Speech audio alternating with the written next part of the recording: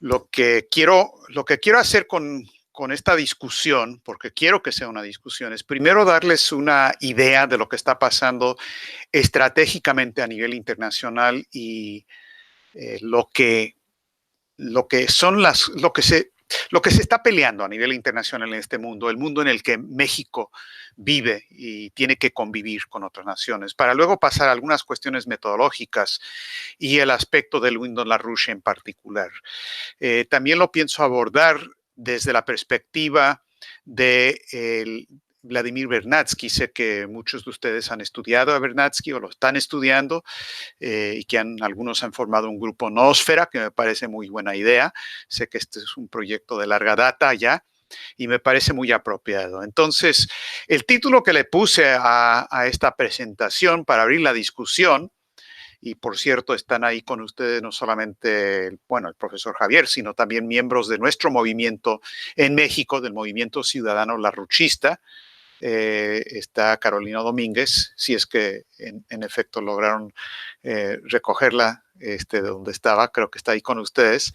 Y la idea es poder seguir esta discusión y profundizar y ampliar la discusión. El título que le puse es El aporte de un chino, dos rusos y un norteamericano al futuro de México. Ahora, vamos a empezar con algo que acaba de ocurrir, la visita del canciller, el secretario de Relaciones Exteriores de México, Ebrard, a Washington para presentarle al gobierno de Donald Trump una propuesta para desarrollo de infraestructura, de energía, industria, agricultura en la región del sur de México y en el Triángulo Norte de Centroamérica, es decir, los países de Honduras, El Salvador y Guatemala. E hizo una propuesta en base a lo que anteriormente habían hablado entre el presidente Trump y el presidente Andrés Manuel López Obrador. Ahora, la idea es un proyecto que pueda parar el problema de la migración y parar el problema del narcotráfico a través del desarrollo. Ahora, la propuesta en sí es positiva en dos sentidos, pero tiene un problema significativo que quiero abordar.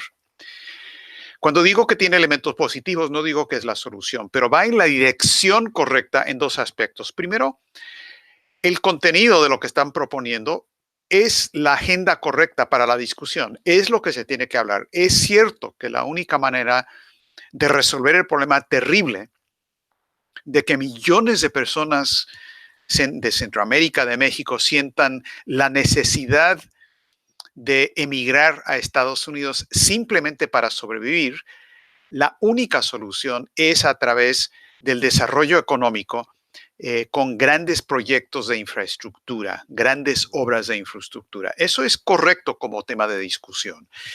Y también otro aspecto que me parece importante, y esto puede ser algo más polémico con cierta gente en México y en Centroamérica y demás, creo que la orientación del presidente López Obrador de abordar al presidente Trump de esta manera positiva es absolutamente correcto, porque López Obrador ha entendido algo que también han reconocido varios dirigentes internacionales, como el presidente Putin de Rusia, como el presidente Xi Jinping de China, como los jefes de Estado de Siria, de Irán, países que tienen sus controversias con Estados Unidos.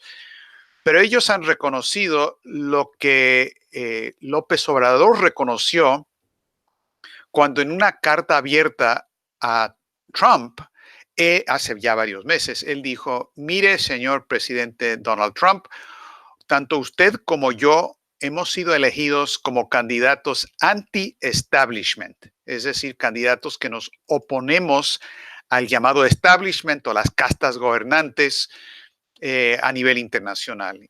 Y por lo tanto, tenemos que responder a nuestras bases electorales y tenemos que hacer las cosas de manera diferente. Ahora, esto es muy importante porque esto es verdad respecto a Trump. Trump fue elegido por una rebelión enorme política en la población de Estados Unidos, populista en cierto sentido, por las condiciones que se están viviendo en Estados Unidos. Gente que ya está fastidiada, está hasta aquí, está hasta el copete ya con las guerras eh, en, en- en el exterior y también con el desplome económico. Y lo eligieron a Trump para resolver esos problemas, para tener buenas relaciones con Rusia y China y parar las guerras. Para eso lo eligieron. Ahora, Trump, aunque es su intención hacer eso, ha hecho parte de eso, pero en parte no lo ha hecho de ninguna manera. Su comprensión económica pues le falta bastante, no ha hecho lo que ha prometido y también ha enfrentado un intento de golpe de Estado en contra de él dentro de Estados Unidos por parte de los intereses financieros de Wall Street y la City de Londres que no toleran un presidente estadounidense que no sea del grupo de ellos. Y Trump no lo es.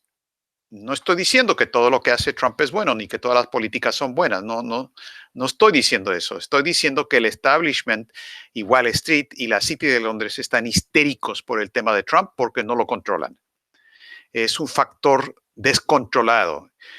Y en esto tanto López Obrador como Putin, como Xi Jinping, como Assad de Siria, y como Rouhani de Irán, han reconocido que hay una pelea faccional dentro de Estados Unidos que ellos tienen que entender y aprovechar. Y creo que por lo tanto la propuesta que le hace López Obrador a Trump va en la dirección correcta. Ahora, le falta algo y le falta algo fundamental. Bueno, le faltan aspectos de ciencia económica de lo que tiene que hacerse para verdaderamente lograr ese tipo de desarrollo. Le falta una comprensión fundamental de lo que es la crisis de desplome económico, que son algunos de los temas que hemos planteado nosotros de manera, pues a lo largo de las décadas en realidad. Pero concretamente le falta un elemento decisivo a la propuesta. Y es que la única manera en que se puede lograr un desarrollo verdadero desarrollo económico que beneficia tanto a México como a Centroamérica, como a Estados Unidos, es con grandes obras de infraestructura en combinación con China, con el proyecto chino de la iniciativa de la Franja y la Ruta, lo que también se conoce como la nueva Ruta de la Seda, por la simple razón de que ellos son los que se están moviendo a nivel internacional con una alternativa total, integral, al sistema actual que se está desplomando, que es el sistema de Wall Street. Ahora, estos son los elementos que algunos de ustedes se acordarán. Nosotros le planteamos a Andrés Manuel López Obrador en una video presentación que luego lo publicamos como una carta abierta a AMLO de parte de los larruchistas, donde le propusimos exactamente eso, que México tiene que jugar un papel decisivo para lograr que las fuerzas en Estados Unidos que se oponen a Wall Street y que han logrado en parte la elección de Trump y que China, que se unan en estas obras de infraestructura y desarrollo. Si China no participa, no hay solución. Si lo que se plantea en Washington con esta propuesta mexicana se transforma en algo que es algo supuestamente en contra de China, no va a funcionar. Y hay gente que quiere hacer eso, que anda en eso, que quiere decirle a México, miren, ¿saben qué? En México a ustedes le va a ir bien con tal y que no permitan la inversión china en su país, con tal y que de ninguna manera se unan ustedes a la franja y la ruta, como ya lo están haciendo la mayoría de los países de Sudamérica y Centroamérica. Entonces, esta cuestión de China es un elemento decisivo. ¿Por qué? Porque no tiene que ver simplemente porque China es un país interesante, que están haciendo algunas cosas buenas.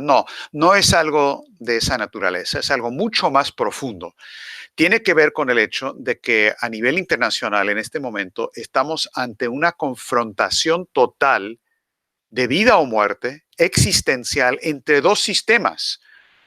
Un sistema que se está desintegrando financieramente, que es el sistema del transatlántico, de Wall Street, de la City de Londres, cuyos dueños, para tratar de mantener su sistema a flote, son los que quieren establecer un sistema unilateral o unipolar a nivel mundial, donde imponen la eliminación de la soberanía nacional de otros países, donde lanzan guerras coloniales verdaderamente para someter a otros países, para establecer el principio de la geopolítica británica, donde lo que prevalece no es el respeto a la soberanía, sino un mundo unipolar donde lo que domina es el concepto del hombre de que es una guerra de cada persona contra todos los demás. El concepto de Hobbes, el concepto de Locke, de Hume, del empirismo británico, de que el único interés de cada persona es la destrucción del otro. Es un juego de suma cero, es un juego donde para que yo gane tú tienes que perder y viceversa. Es lo que se enseña en general en las universidades en Occidente, como la economía, lo que consideran economía y también sociología o psicología o física, todo se basa en esa premisa falsa. Y ese sistema se está desintegrando. Ahora, para repasar rápidamente el porqué de esto, voy a presentarles algunas gráficas. Los que han compartido algunas de estas discusiones con nosotros, quizás se acordarán de algunas de estas gráficas. Esta es la función típica de desplome que desarrolló Lyndon LaRouche, que es una indicación pedagógica de por qué el sistema monetarista actual se está desplomando. Porque lo que ha ocurrido, si vemos aquí la tasa de crecimiento, no son valores absolutos, sino la tasa de crecimiento de los agregados monetarios y de los agregados financieros, ha crecido de una manera exponencial cuando la producción físico-económica, y esta es la pregunta más importante, ¿qué es producción físico-económica? ¿Qué es el valor productivo de una economía? Pero en cuentas resumidas es lo que se requiere para mantener el crecimiento físico de la especie humana en el planeta Tierra. Se va creando una discrepancia cada vez mayor y eso conduce a un desplome. Tarde o temprano no se puede mantener esta discrepancia fundamental entre estos dos aspectos claves de la economía, el aspecto monetario y el aspecto físico-económico. Y lo que pasa entonces, por ejemplo, tenemos aquí lo que aquí sí tenemos números reales de lo que ha pasado con los agregados financieros a nivel mundial, que desde la desaparición de la ley Glass-Steagall en Estados Unidos en el 99, que establecía una separación absoluta entre el aspecto productivo de los bancos, los préstamos comerciales y útiles al consumidor y para industrias, por un lado, y por el otro lado, la especulación financiera, cuando permiten que los bancos hagan las dos cosas, pues lo que pasa, como pueden ver aquí con la curva roja en particular, es que aumentan drásticamente los derivados financieros. Y esto está fuera de control. Tenemos una situación ahorita con altibajos desde la crisis del 2007-2008, una situación donde hay una burbuja especulativa de casi 1.500 billones de dólares, que es una deuda absoluta y totalmente impagable. No se puede pagar esta deuda de ninguna manera. Y el problema que tenemos es que los dueños de este cáncer especulativo, los dueños desde el 2008 han adoptado políticas de empeorar la situación, de tratar de mantener esta burbuja especulativa a flote con la emisión cuantitativa, con la expansión monetaria, con más especulación, con más alimentación del cáncer. Y el resultado ha sido que el problema se ha agravado y que estamos en una situación donde la totalidad del sistema financiero internacional está en quiebra, el sistema del transatlántico. No hay manera de mantener eso a flote por más austeridad que impongan en países como México o cualquier otro país, y esto tarde o temprano va a estallar como en el 2008, pero peor.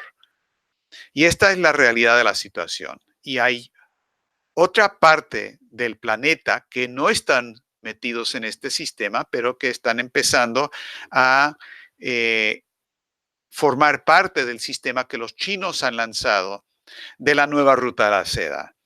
Y esta es una opción internacional que no es simplemente comercio con los chinos, no es algo así de simple, es algo mucho, mucho más profundo. Es una forma totalmente diferente de abordar la problemática de la especie humana. Si ustedes estudian, cosa que les recomiendo, si ustedes estudian dos reuniones que se acaban de realizar en Pekín últimamente, van a descubrir cosas realmente impresionantes. Primero, el segundo foro de la Franja y la Ruta que se realizó en abril en Pekín, con la presencia de como 160 países del mundo, con muchos jefes de Estado y luego con grupos de peritos que luego tuvieron una conferencia el otro día, a la que fue invitada a participar y a exponer la fundadora y la presidenta del Instituto Schiller, Helga Seppler-Rouge, hablando bueno, no, perdón, estoy confundiendo dos reuniones. Me retracto en eso. Lo que pasa es que en la primera reunión de la Franja y la Ruta hace 2 años, ella sí participó en eso. En esta segunda reunión de la Franja y la Ruta, fue una reunión magnífica, no participó en eso, pero en la que sí participó fue otra reunión hace una semana nada más, del diálogo de civilizaciones de Asia, donde la invitaron a ella a hacer una presentación sobre lo que se puede retomar de los momentos clásicos de las culturas de todo el mundo, del este y del oeste, de occidente y de oriente, que comparten el concepto del hombre como un ser creativo que tiene la capacidad de hacer el bien y que tiene algo que aportar al mundo, a la especie humana y al planeta y al universo en su totalidad en base a esa capacidad. Es decir, una idea totalmente opuesta a el concepto geopolítico de los británicos, opuesto al concepto de Hobbes, de juego de suma cero y de que guerra de uno contra de todos, y más bien el concepto de un sistema de ganar-ganar, que es un juego que no es de suma cero, donde todos pueden ganar, que es la manera en que Xi Jinping lo presenta. Entonces, los chinos han lanzado esto, están encontrando eco en muchas partes del mundo, en toda Asia, sin lugar a duda, en casi toda África, sin lugar a duda, en muchos países de Iberoamérica que a pesar de, no obstante la presión a veces violenta del Departamento de Estado y del gobierno de Estados Unidos en contra de eso, se han asociado a China, se han unido a la Franja y la Ruta. Hay 16 países en todo el continente que lo han hecho. Faltan los grandes, falta Brasil, falta México, falta Argentina, falta Colombia, pero vamos en esa dirección. México tiene que ir en esa dirección porque es la solución a la problemática de la especie, no nada más de México. Entonces, el planteamiento de Helga Seppler-Rouge en esa reunión fue establecer la unidad del concepto filosófico u ontológico del hombre que comparte el mundo que se orienta con Confucio en China, el periodo de los Vedas en India, que también se encuentra en filosofía de ellos. En Occidente lo vemos en Leibniz, lo vemos en Cusa, y lo vemos en otros grandes pensadores, y lo vemos en Lyndon LaRouche definitivamente. Y la idea es encontrar en todas estas culturas esos elementos clásicos donde se comparten estos conceptos del hombre, este concepto creativo y moral del hombre, que es la base para este nuevo sistema planetario, este nuevo paradigma, este nuevo orden que se está gestando. Ahora, quiero aclarar de entrada en esta cuestión que cuando hablamos de un diálogo de civilizaciones y hablamos de un diálogo de civilizaciones clásicas, de ninguna manera nos estamos refiriendo a algún tipo de relativismo cultural. La idea aquí no es la cultura de todo el mundo es igual de buena. No importa lo que sea tu cultura, puedes pensar lo que piensas, puedes hacer lo que quieras. Algunos quieren legalizar las drogas, eso está bien. Otros quieren ser caníbales, eso también está muy bien. A cada quien lo suyo, ¿verdad? Que uno no puede criticar ni a los nazis porque es su cultura y no hay manera de escoger. Cada opinión es igual de válida según esta visión de relativismo cultural, y esa visión de relativismo cultural se basa en el supuesto, a veces dicho explícitamente, a veces no, a veces escondido tras bastidores, que no existe la verdad, existen puras opiniones. Y como no hay una verdad que se pueda demostrar científicamente, no se puede, por lo tanto, exigir un apego a la moralidad consistente con ese valor científico que el hombre puede conocer. Se establece pues una separación absoluta bajo este concepto británico y geopolítico, una separación absoluta entre la supuesta ciencia física, lo que llaman Naturwissenschaft en alemán, y por el otro lado, el lado del conocimiento humano, de la cultura, Geisteswissenschaft. Y el concepto de el empirismo, el concepto también de Kant, el concepto de la geopolítica, es que hay una separación absoluta. Hay la ciencia que es materialista y empirista por un lado, y luego lo que hay es la opinión de la gente sobre la cultura, y a cada quien lo suyo. Si a la gente no le gusta la música clásica, bueno, está bien, allá ellos. Si les gusta la música de rock and roll, muy bien. Si les gusta rap, muy bien. Cada quien lo suyo. Ese no es el concepto de LaRouche, ese no es el concepto de Xi Jinping, y además no es cierto. Hay verdades que el hombre es capaz de conocer y que a través de un diálogo de civilizaciones, estableciendo ciertas bases fundamentales de la naturaleza de lo que es el ser humano y la capacidad mental que tiene, se puede establecer lo que debe ser una economía, lo que es la ciencia física y lo que son los avances en cultura clásica. Y cada cultura y civilización tiene que aportar a eso. Entonces, aclaro eso nada más porque es una cuestión fundamental que muy a menudo causa mucha polémica, y se los menciono con ese objetivo, para causar un poco de polémica para la parte de la discusión. Ahora, esta nueva orientación, este nuevo paradigma que existe para la mitad de la población del planeta o más a estas alturas, estamos hablando quizás de 2/3 de la población del planeta. ¿Cuál es el concepto del hombre que está emergiendo? Y como este es el futuro de México, está la parte a la que me refiero cuando digo el aporte de un chino, dos rusos y un norteamericano al futuro de México. El chino al que me estoy refiriendo es Xi Jinping. Y vamos a ver por qué. Primero quiero simplemente pasar rápidamente, podemos regresar a esto en la parte también de la discusión, pero les quiero presentar lo que es la parte económica de esta propuesta del nuevo paradigma, y en particular lo que nosotros, el movimiento de LaRouche, hemos aportado a la idea de la nueva ruta a la seda, o sea, la idea de un puente terrestre mundial. Este mapamundi es conocido ya por algunos de ustedes. Es el puente terrestre mundial, que indica la manera en que en la parte de Eurasia ya existen estas conexiones ferroviarias.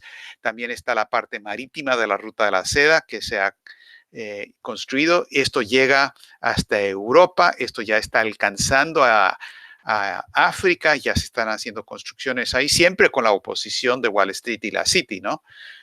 Se han construido un segundo canal, o se ha ampliado el canal del Suez, se está lanzando este proyecto número 5 de Transaqua en África, y así por el estilo. En Panamá, porque aquí la idea es conectar el mismo proceso en el hemisferio occidental a lo que está pasando en Eurasia a través de un túnel por el estrecho de Bering, que es una propuesta oficial de Rusia y de China. Pero claro, Estados Unidos tiene que aceptar para que se pueda hacer, y no lo ha hecho. que conectaría luego todo este sistema ferroviario de alta velocidad por toda Norteamérica, pasando por México. Y aquí la cuestión clave es la conexión de todo esto con participación de Estados Unidos y de China, la construcción de ferrocarriles que pasan por toda Centroamérica, cruzan el tapón de Darién y se conectan a la parte sudamericana. Y los 5 grandes proyectos que tenemos indicados en el mapa los pueden ver. El estrecho de Bering, número 1. El número 2 es el tapón de Darién. 3 es el canal del CRA, un canal que abre, y ya lo están viendo estudios detallados en Tailandia, que abre este tránsito marítimo, ayudaría muchísimo. Un túnel por el estrecho de Gibraltar y luego el proyecto Transagua en África.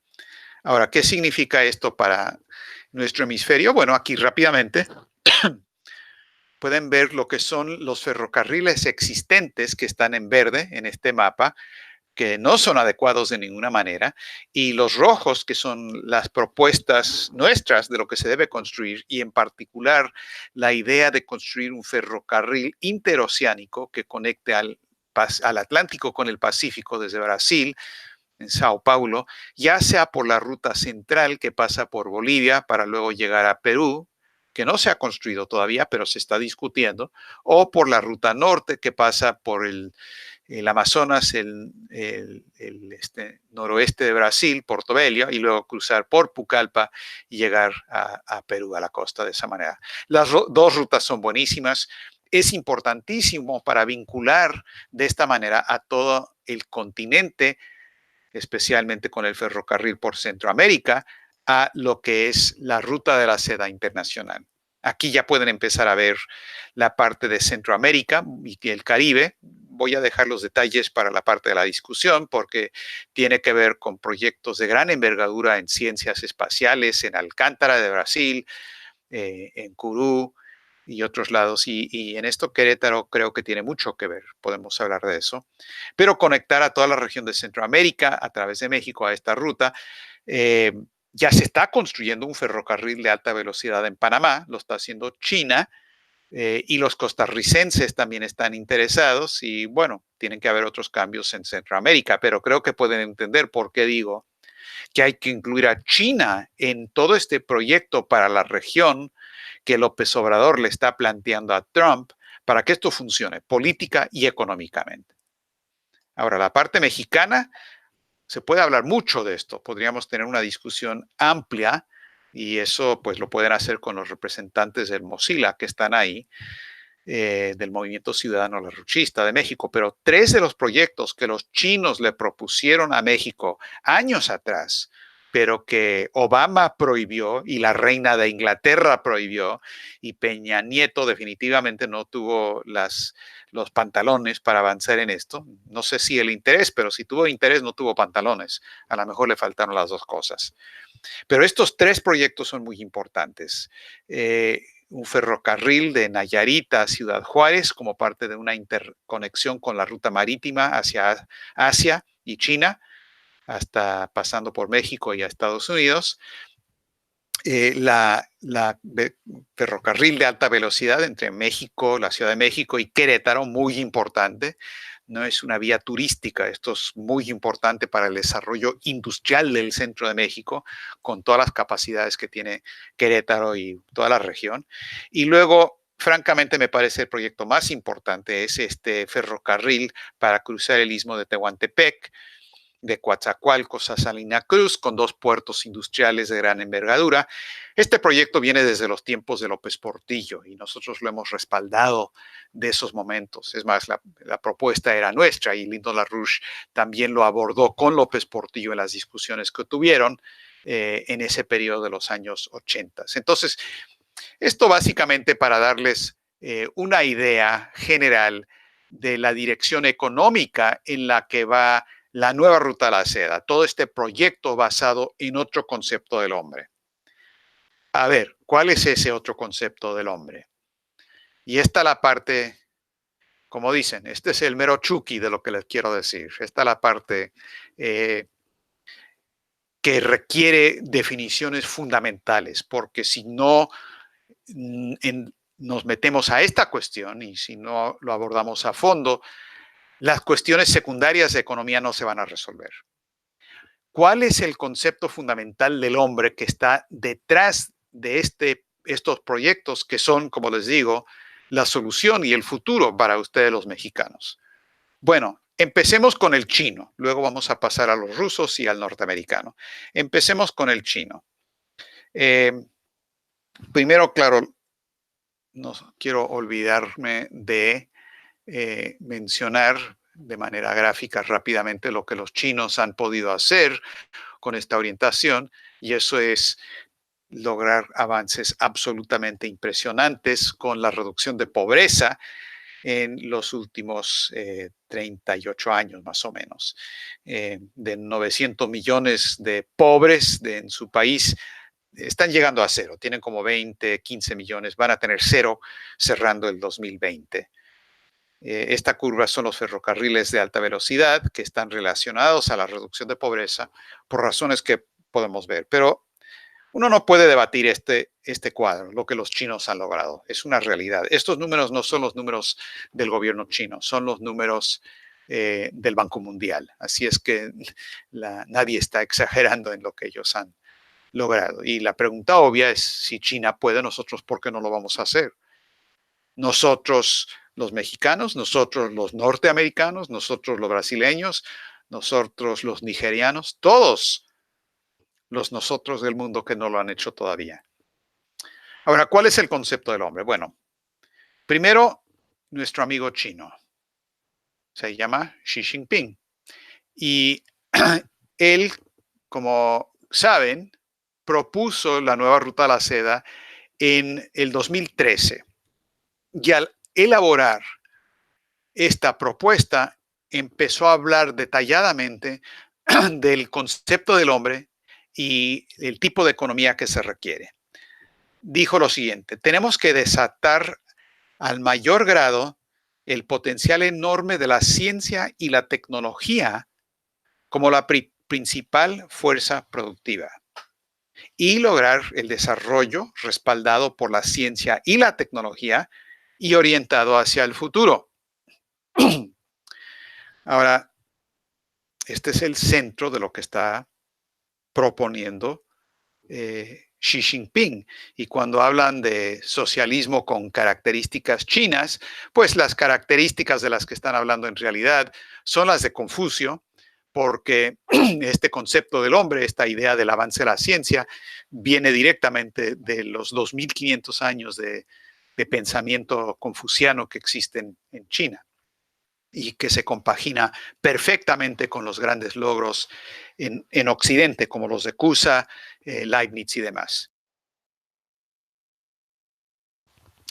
Ahora, se puede hablar mucho más de nuestro amigo chino, pero quiero pasar a los dos amigos rusos primero. El primer amigo ruso del que vamos a hablar es, creo, también un buen amigo de ustedes, que se llama Vladimir Vernadsky, el que elaboró el concepto de la noósfera, elaboró la idea de que el universo físico tiene tres dominios que coexisten, pero que tienen diferentes leyes a pesar de su coexistencia. Habla del dominio de la materia inerte o de la parte no viva del universo. El ejemplo obvio son rocas y cosas así. No es materia viva, sino materia no viva ni nunca viva. Y eso tiene ciertas leyes geológicas. Pero además de eso, Vernadsky, que como ustedes saben fue un gran científico físico, biogeoquímico ruso de mediados del siglo XX, de los 20 a los 60 más que nada.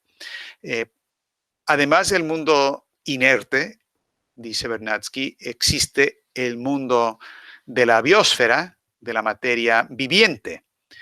Y este universo, dice, tiene leyes diferentes. Coexiste evidentemente con el universo inerte, pero tiene leyes diferentes y detalla esas diferencias fundamentales. Por ejemplo, todos los procesos físicos en el mundo inerte son reversibles en el tiempo, pero son irreversibles en el mundo de la biosfera, en el mundo de lo viviente. Es decir, el tiempo no es una cantidad escalar, sino que es un vector, tiene dirección. Y no solamente el tiempo, no solamente tiene dirección, no solamente es algo que no se puede dar marcha atrás, como poner la flecha al revés, ¿no? O esas películas estúpidas de Hollywood, ¿no?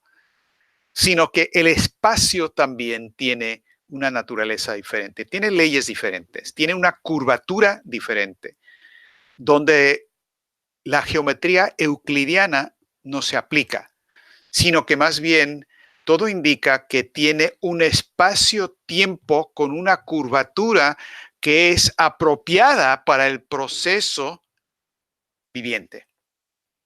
Entre otras cosas, eso se compagina con lo que había elaborado Riemann, también lo que luego desarrolla detalladamente, bueno, no luego, sino de manera coincidente, de manera detallada Einstein. Y ese es el segundo elemento, lo que pasa con la biosfera. Pero además de eso, dice Vernadsky, hay un tercer nivel de materia que no solamente es viva, sino que además es viviente, pero también consciente y creativa. Es lo que él llama la noósfera. Y la noósfera existe junto con la biosfera y junto con la litosfera, pero tiene leyes diferentes. Tiene una fuerza aparentemente no material, pero que es la creatividad humana, la razón humana, que aplicada al universo físico es una fuerza geológica mayor que la fuerza geológica en el mundo inerte. Y este mundo de la noósfera es lo que empieza a investigar Vernadsky y nos lo deja como una tarea para el futuro. Dice lo siguiente en un escrito de Vernadsky, se los voy a poner en la pantalla para que lo puedan leer.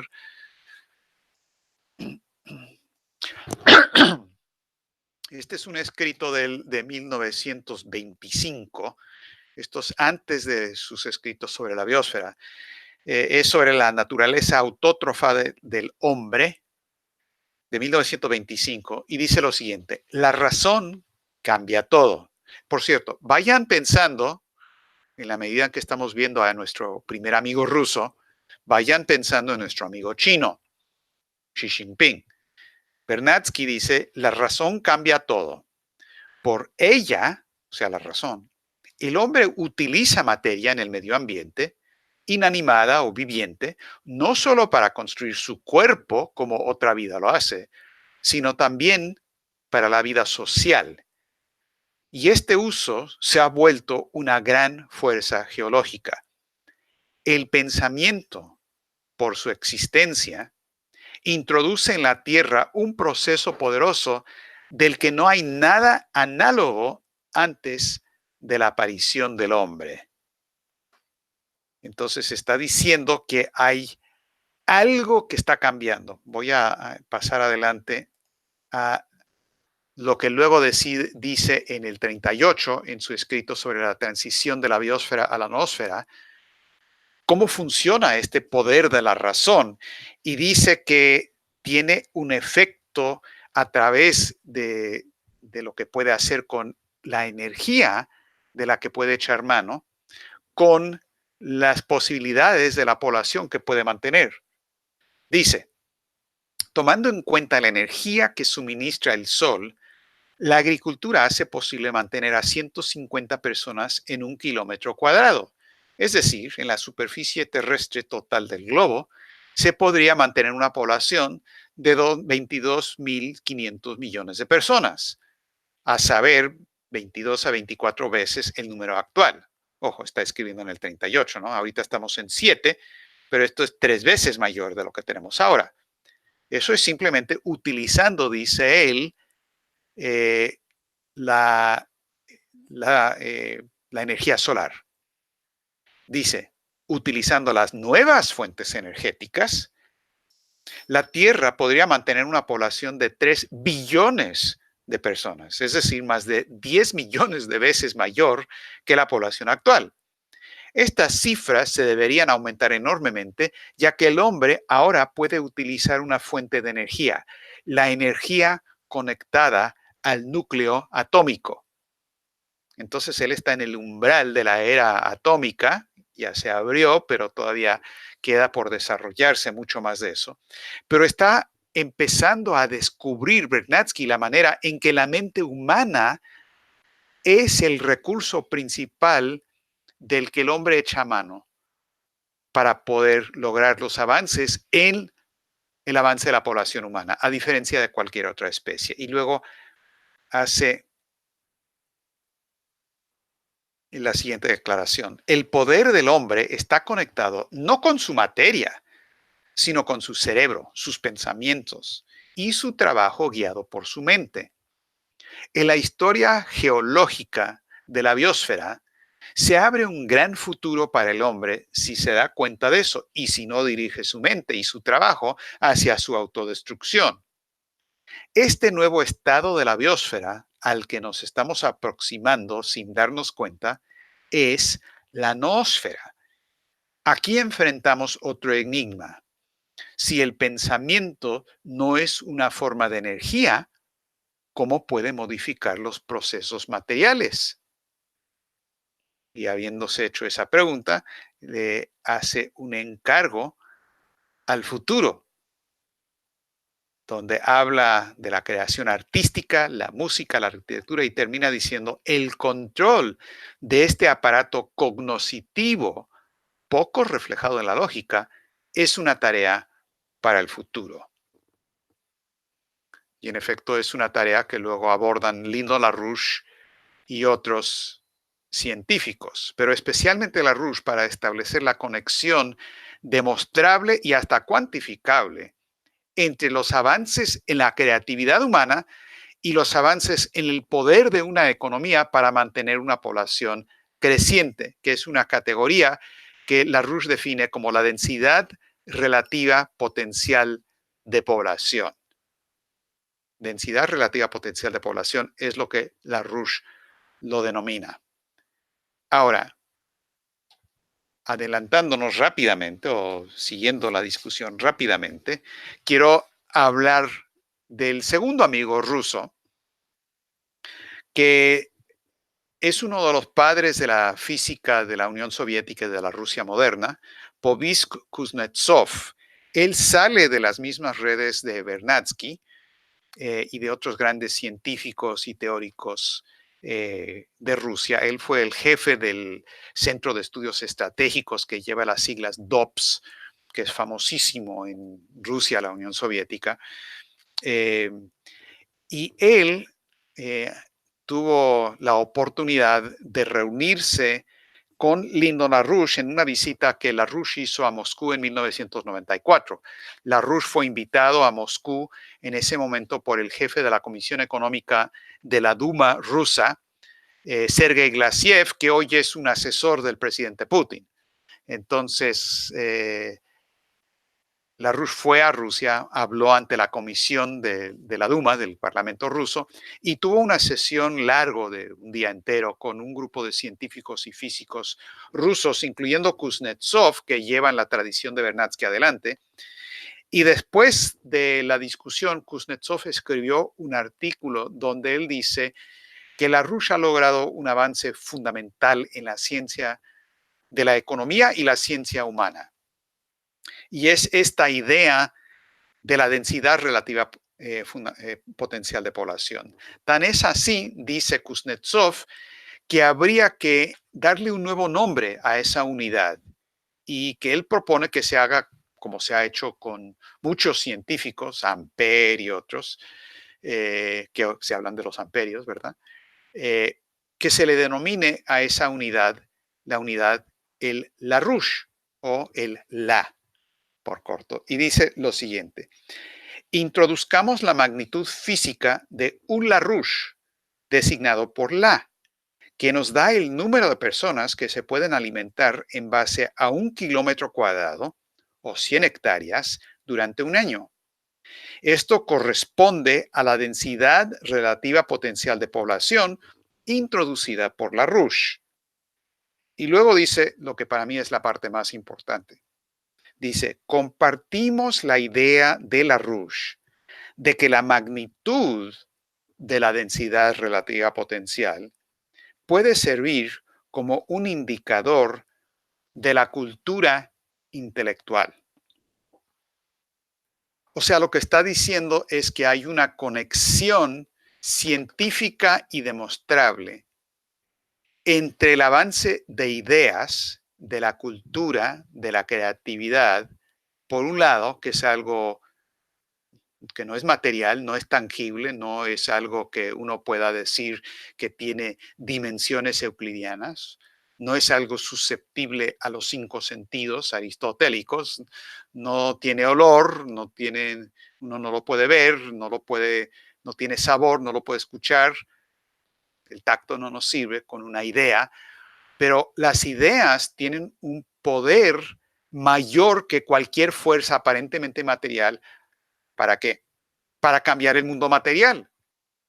Es decir, está identificando aquí Kuznetsov lo que de hecho es el descubrimiento fundamental de LaRouche. Es la conexión causal entre los avances científicos y en creatividad y en cultura para el desarrollo del poder de la economía física para mantener una población creciente en condiciones de vida creciente. El concepto requerido para eliminar de tajo cualquier concepto malthusiano de que se tiene que limitar la población, eliminar de tajo cualquier idea ambientalista de que el hombre es un depredador y tiene que parar su desarrollo, que la tecnología es mala, cualquier idea de que hay límites al crecimiento porque los recursos son finitos. La idea fundamental de LaRouche es que los recursos son simplemente producto del avance de la tecnología. Y los recursos específicos, llámese petróleo, llámese carbón, llámese mineral de hierro, por supuesto, hay una cantidad física limitada, pero el hombre a través del avance ilimitado, infinito de su creatividad y su intervención creativa en el universo es capaz de desarrollar nuevas bases de recursos para esas nuevas tecnologías. Y es lo que hemos hecho y es lo que la manera en que se explica el avance de la densidad relativa potencial de población de la especie humana de una manera que no ocurre con ninguna otra especie animal. Hay una diferencia de característica entre la especie humana y cualquier otra especie. Es la diferencia fundamental entre la noósfera y la biosfera. Coexisten, pero ningún animal, ninguna otra especie, ningún otro ser creado en este universo que conozcamos hasta el momento es capaz de hacer lo que hace el hombre a través de su creatividad. Y ese avance en algo que no está sujeto a los cinco sentidos, ni proviene de los cinco sentidos, sino que previene de esta capacidad de creatividad, es lo que hace que el hombre sea capaz, si es que no somos unos pendejos de primera, siguiendo lo que nos dicen en Wall Street, capaz de desarrollar y mejorar la condición humana de manera permanente, perpetua, constante. Ahora, la manera en que LaRouche dice eso es lo siguiente, y esto es lo que él mismo presenta como su principal descubrimiento en economía física. En 1993, Lino LaRouche, que por cierto falleció este año, en febrero de este año, a los 96 años de edad, pero en 1993, en un escrito que se llama Sobre el descubrimiento de LaRouche, la primera oración es larga.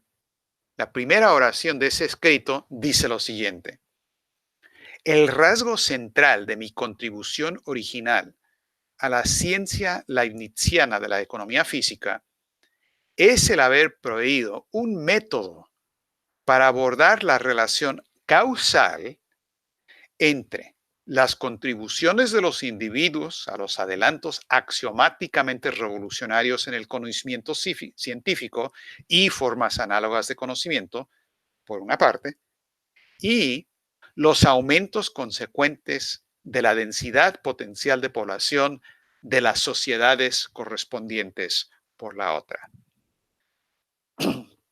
Y este descubrimiento fundamental de la Rush, aquí estamos habiendo visto el amigo chino, los dos amigos rusos, el amigo norteamericano y el aporte que hacen los cuatro al futuro de la especie humana y por lo tanto el aporte a ustedes los mexicanos. Esta es una idea que no se va a adoptar así nada más, porque esto es algo totalmente peleado con la visión que tiene los centros financieros internacionales, que nos dicen que no, nos tenemos que apretar el cinturón, tenemos que mantener la burbuja especulativa pase lo que pase, porque hay recursos finitos y no podemos desarrollarnos al infinito. Y nos dicen que estamos agotando los recursos del planeta y que si seguimos avanzando, simplemente estamos avanzando hasta hacia nuestra propia destrucción. Ahora, esto es absolutamente falso. Como ya les había indicado, en términos generales, conceptuales, del porqué de eso, por la creatividad humana, pero veamos también esto de manera muy concreta con algo que se llama la densidad energética o la densidad de flujo energético, en este caso la densidad energética de diferentes combustibles, que son combustibles, ojo, solamente si el hombre avanza en la tecnología. Si no avanzamos, pues no son combustibles, porque no nos sirven de nada. Pero como lo que nos caracteriza es esa posibilidad de ir avanzando, vean nada más la diferencia entre la leña, que nos da 18 kilojoules por gramo, se puede medir en cualquier unidad que quieran de cantidad de energía por, eh, según el peso, el gramo. Carbón, pues algo mejor, 50% mejor, 27 kilojoules por gramo. Petróleo, pues casi el doble. Muy bien. Y aquí damos este salto del que hablaba Bernatsky a la fisión termonuclear o la fisión nuclear, que son las nucleoeléctricas modernas, que tienen 3.7 millones de kilojoules por gramo de combustible. Y el siguiente paso a la fusión nuclear, que es la fusión de partículas atómicas, no la fisión o la división, y los chinos y los japoneses y otros están trabajando ya en esto, aumenta la densidad de la fuente energética por 2 órdenes de magnitud, que no es poca cosa, ¿no? Eh, claro, uno de las materias primas para la fusión nuclear puede ser una reacción deuterio-tritio, para eso usamos agua de mar, pero eso solamente tiene una eficiencia de 40-50% de conversión. Realmente es mucho mejor tener una reacción de helio 3, que es un isótopo del helio, una reacción helio-helio, porque se produce electricidad directa de esa manera que se puede canalizar. No tiene que pasar eh, eh, eh, por turbinas calentando agua y lo mismo. Ahora, el helio 3, pues eso realmente solamente existe en cantidades útiles en la Luna, pero obviamente podríamos ir a la Luna para conseguir esa materia prima si es que tuviéramos un poco de visión. Les adelanto que la misión principal del proyecto espacial de China es ir a la Luna con la idea de establecer y poner minas en la Luna para recoger helio 3, transportarlo de regreso a la Tierra para el desarrollo de la energía de fusión, de helio 3 a helio 3. Entonces, ni tontos ni perezosos, están haciendo lo que siempre habíamos hecho en Occidente cuando avanzamos con el sistema económico de Hamilton o de Liszt o de la restauración Meiji de Japón, la idea del capitalismo industrial que se basa en esta creatividad del hombre. Pero hoy estamos en una guerra a muerte con un sistema cuya existencia o supervivencia significa la destrucción de la especie humana. Y es la idea del Imperio Británico, que es una idea literalmente bestial, malthusiana y bestial. Y se las quiero contrastar con el concepto del que hemos estado hablando hace un momento de la Rouge. Esta es una gráfica que algunos de ustedes han visto porque me gusta comparar estas dos citas. Primero, el príncipe Felipe de Edimburgo, en 1988, dijo lo siguiente: el crecimiento demográfico probablemente sea la amenaza de largo plazo más grave para la supervivencia. En caso de que reencarnara, me gustaría regresar como un virus mortal para poder contribuir algo a solucionar la sobrepoblación.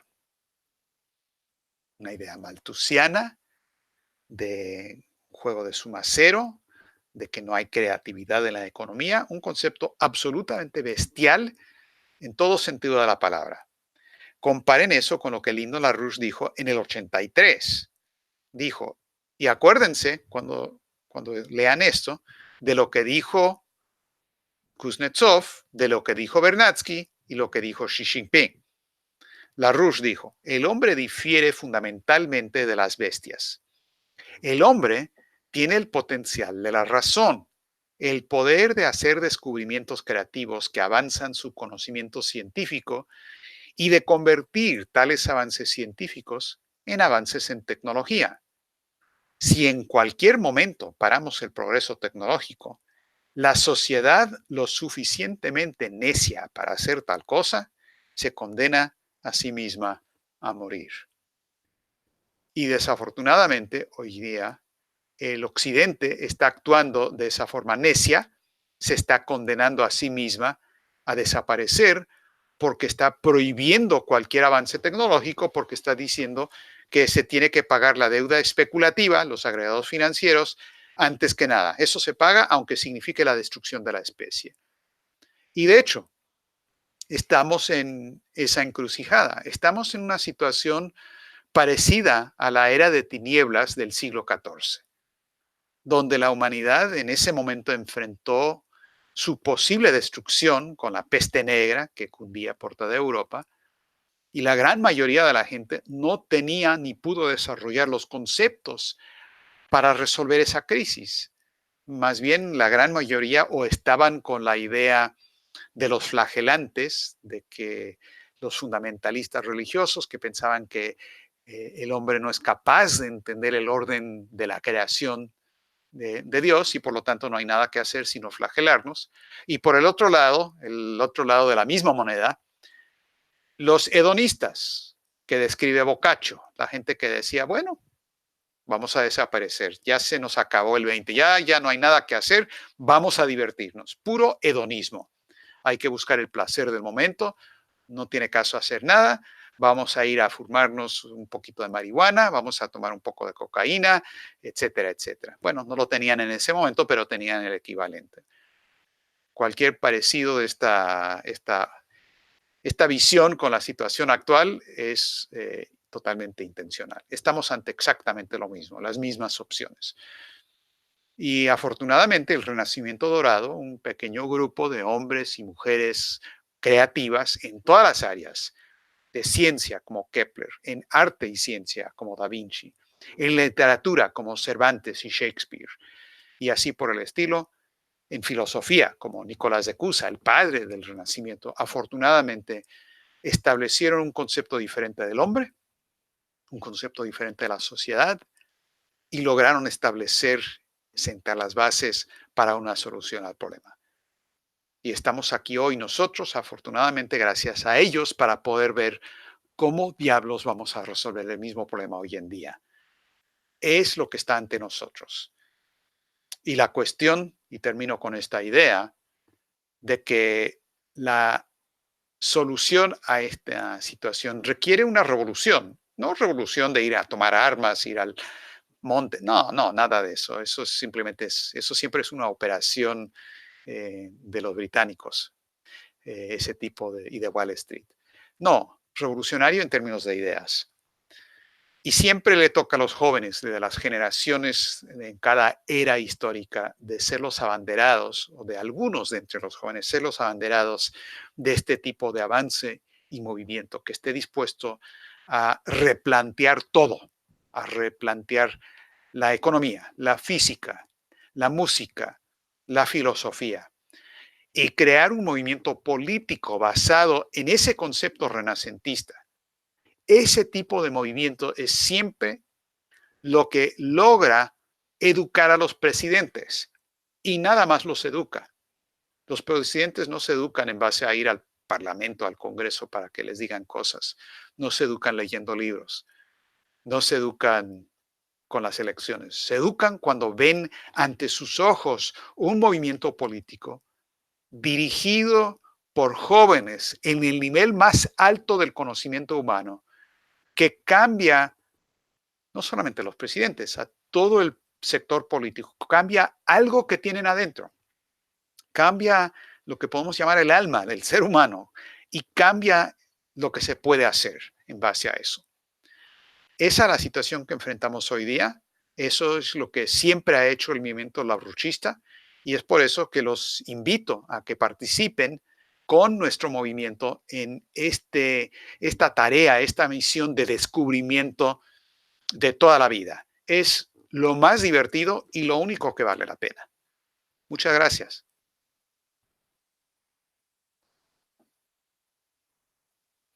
Y no se les olvide prender el micrófono.